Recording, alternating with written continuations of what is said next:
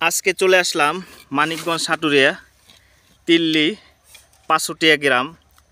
তো এখানে ধুমছে শুরু হয়েছে তামাকের চারা লাগানো, যে তামাক দিয়ে বাংলাদেশে বিড়ি সিগারেট বানানো হয় এবং অন্য অন্য দেশে যে বিড়ি সিগারেটগুলো বানায় সেই তামাক পাতা এগুলো। তো এখন এই এলাকায় ভরপুর তামাকের চারা চককে চক মাঠকে মাঠ লাগানো শুরু হয়ে গেছে। তো আপনাদেরকে আজকে আমি সরাসরি সেই তামাকের কৃষকদের সঙ্গে একটু কথা বলবো এবং এই তামাকের আয় ব্যয় কতটা, কত মাসে এই তামাক ফসলটি ঘরে আসে। উনি হচ্ছে এই ক্ষেতের মালিক, কৃষক। বিশেষ করে তামাক উৎপাদনে প্রচুর লেবার, অর্থ এবং সার্ভিস ব্যবহার করতে হয়, যে তামাক দিয়ে আমরা বিড়ি সিগারেট বানাই এবং খাই। কারণ বর্তমানে বাংলাদেশে 70 থেকে 60% লোক বিড়ি সিগারেট খেয়ে থাকে। তো ভাই কেমন আছেন? ভাই ভালো। ভাই একটু জোরে কথা কই না ভাই ভালো। তো এই তামাক উৎপাদন ভাই, এই তামাকটি আপনাদের ঘরে কয় মাসে এই তামাক ফসলটি ঘরে যাবে? ভাই এটা যায় আপনার 3-3.5 মাস। 3 মাস 3.5 মাস। তো 1 বিঘা জমিতে আপনার কত টাকার তামাক বিক্রি করা যায়?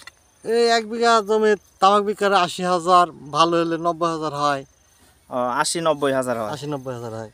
তাহলে তো মোটামুটি ভালোই হয়, কারণ 3 মাসের ফসলে যদি এক বিঘা জমিতে 80,000 টাকা হয় তাহলে খারাপ না, মোটামুটি কৃষকদের জন্য অনেক ভালো। ভালো ভাই, এটা তো খরচা মেলা ভাই। অনেক খরচ, অনেক খরচ, লেবার লাগে এবং অনেক পরিশ্রম, কষ্ট করতে হয়। লাগে। বুঝছি। সার্ভিস মেলা কিছু দেওয়ার লাগে।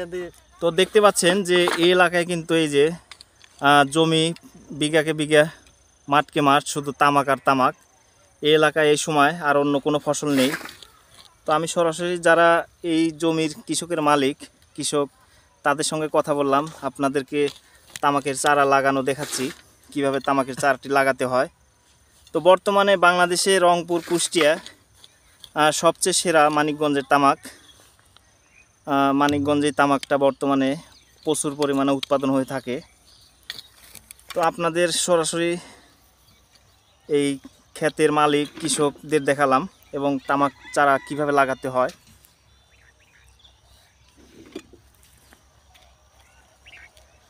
তো সব কিছু মিলে কৃষকদের অনেক কষ্ট করতে হয় ফসল বানাতে জমিতে।